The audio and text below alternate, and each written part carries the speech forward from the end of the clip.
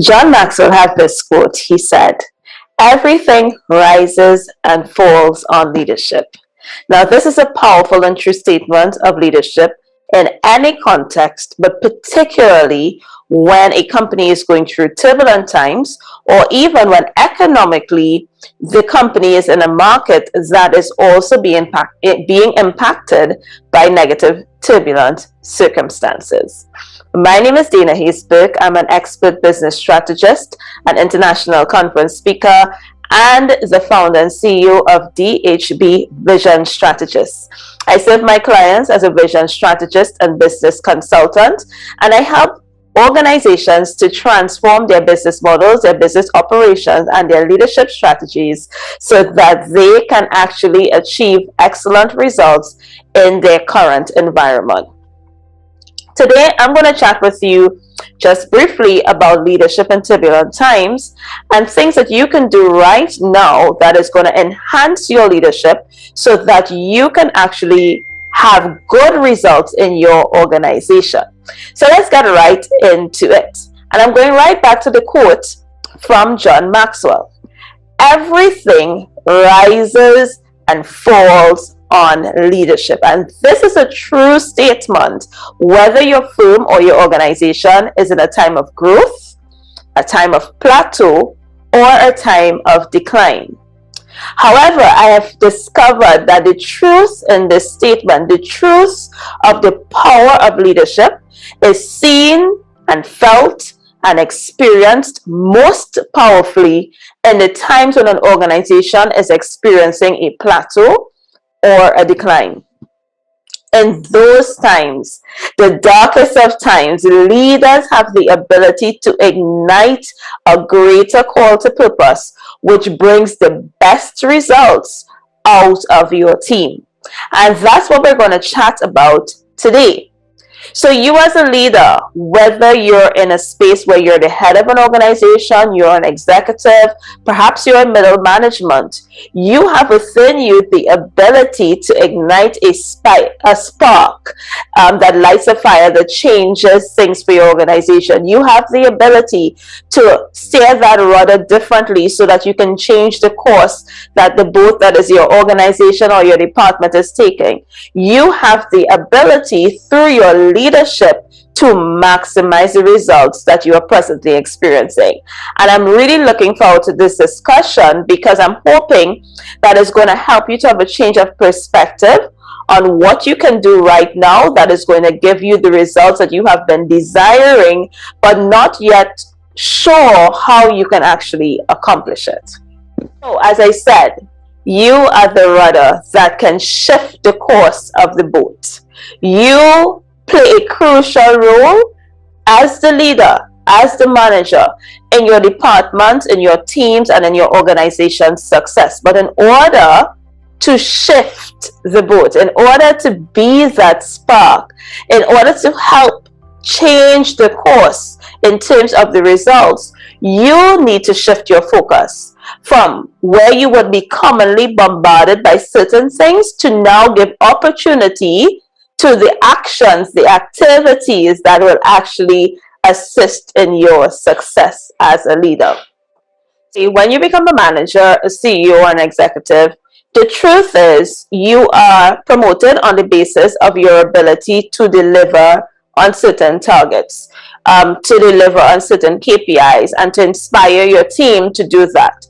So to do this as a manager, as a CEO, as an executive, you really focus on the allocation of your human resources. As much as we would like to believe that, being a manager, being a CEO is all about leadership and how you lead, within an organizational context, what it really comes down to is how you can actually manage the limited resources, limited human resources that you have.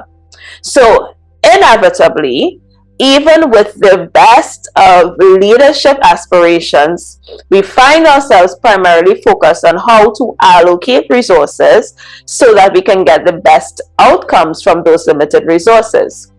However, in turbulent times, it can't be as transactional as that.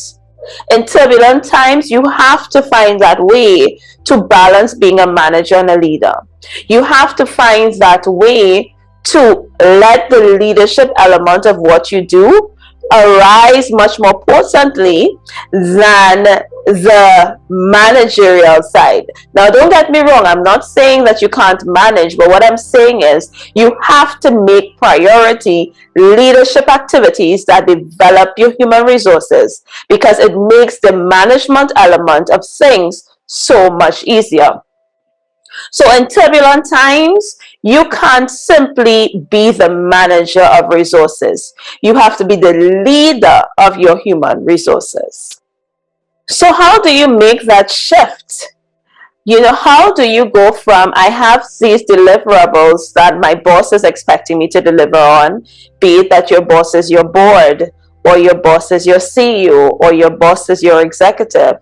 You have these key deliverables that you have to report on, but you also have to have within yourself the ability to lead the people through whom these deliverables are made a reality. So how do you as a leader make that shift?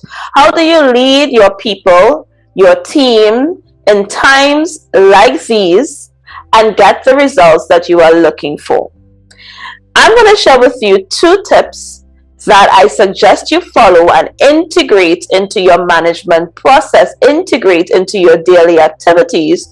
So progressively, you are going to see the results of a switch up in your leadership style. Now, the 2 areas that I want you to focus on, or the 2 steps that I'm going to speak on generally, and then I'm going to get into a bit of the specifics, are these. These are the 2 steps. 1, demonstrated personal leadership. Demonstrated personal leadership. And second, people leadership with empathy and consistency. So the 2 steps that I want you to integrate into your daily management style, your daily management activities, are personal leadership, demonstrated personal leadership, and 2, people leadership with empathy and consistency. So how can you practically do this? Like, that sounds wonderful, but then how are you going to practically do this? Well, I don't know how many of you are parents, but I'm a parent. So I'm going to pull from a page out of the parenting book that you figure out as you go along, because I honestly think that parenting, regardless of your predominant parenting style, parenting is also a leadership space.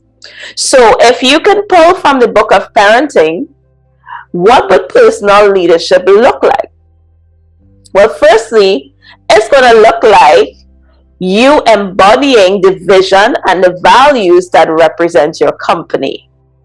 Now, how did I come up with that one? Well, I have 2 kids of my own, and I have learned as a parent that children learn more from what they see you do than what you see. Now, I'm not insinuating that your staff, your team members are children, but I do think that fundamentally the principle can transcend from the world of parenting into the world of leadership, because parenting is also a leadership principle, right? So if you embody the vision and the values of your company, if they look, when your team members and your staff look to you, they see you demonstrating what you say the firm is about, especially if you're the CEO, then you're going to find that they will more easily believe in it. And as their leader, they will follow as you do. Now, that can be said as something that is really, really difficult to do, because the values of the company or the vision of the company might be so broad. So here's what you do, guys. This is the secret. Select 1 or 2 key actions, 1 or 2 key values, 1 or 2 key principles that really embody the vision, and demonstrate that consistently over time. So If, for instance, one of your values is innovation, then you as the leader need to demonstrate your belief in this value.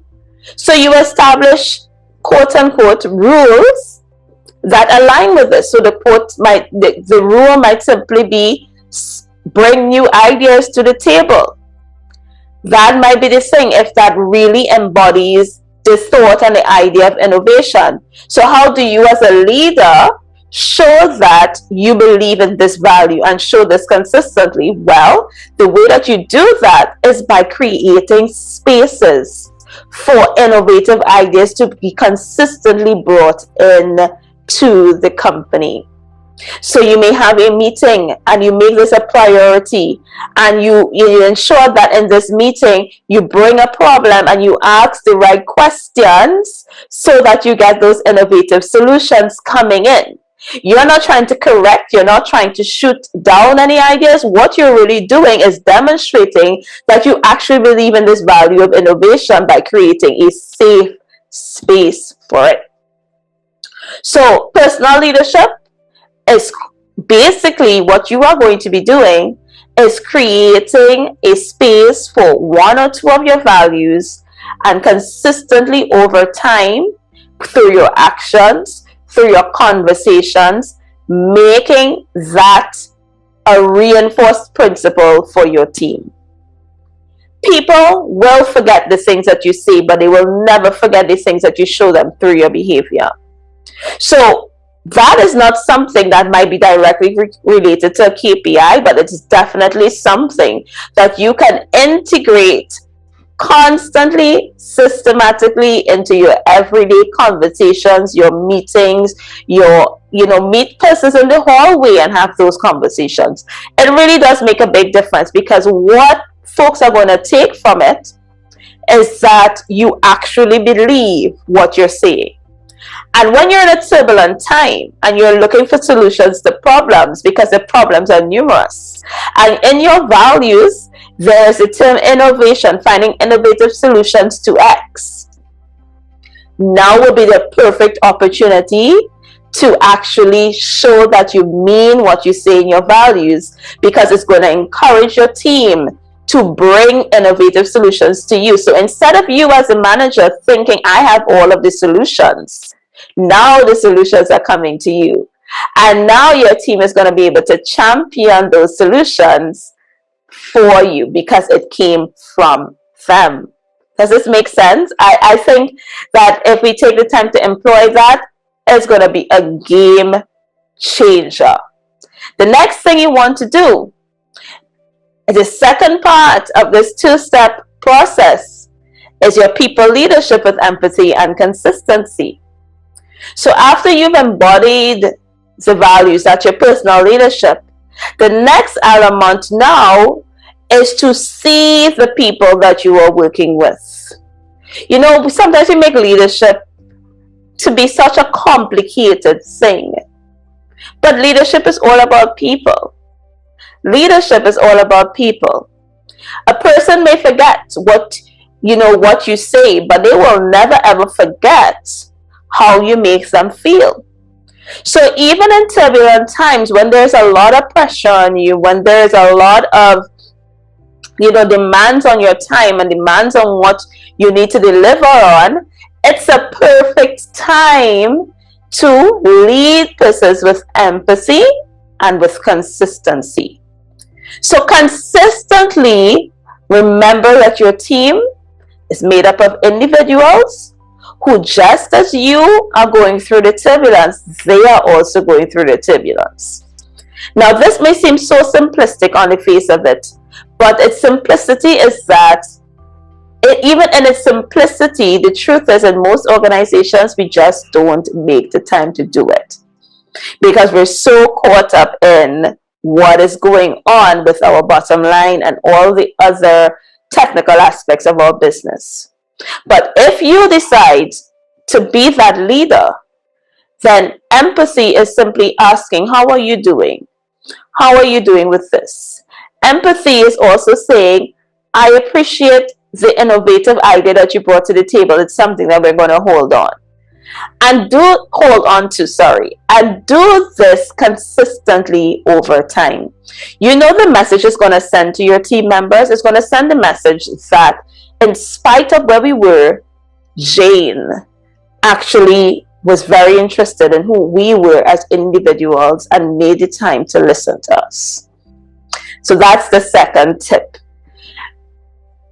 This is not meant to be, an overwhelming, mind-boggling presentation in that sense, because I feel that leadership is really fundamentally about how you demonstrate your own personal leadership so that others can follow in your steps and acknowledge your leadership in their own position. And these 2 steps are simply going to help you to do that. Now, if you're looking for additional steps, I do have a free resource that is available to you. And it is called Effective Strategies for Leadership Guide for Turbulent Times. And in there, I'm sharing with you 3 other strategies that you can employ right now in your firm. No great expense needed to do so. That is going to help you to improve your leadership in this time. You are also going to get another 2-step action plan and action strategy that will help you to integrate these strategies into your business process, into your management process right away. Now, if you're interested in this, this is now available to you. You just need to sign up and you're going to get an instant download to your freebie.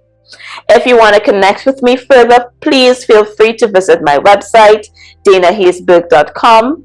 And I also have the opportunity where you can have a free 15-minute chat with me to discuss your needs, to discuss your organizational needs, and any leadership training that you may need to help you to navigate these turbulent times, to upskill yourself in the area of leadership so that you can get the results that you're looking for. Thank you so much for having me, guys. Please remain connected with me, and I'm looking forward to hearing your feedback about how these strategies help you to improve your leadership, have better outcomes in turbulent times, and build the strongest possible team so that you can get the strongest possible results.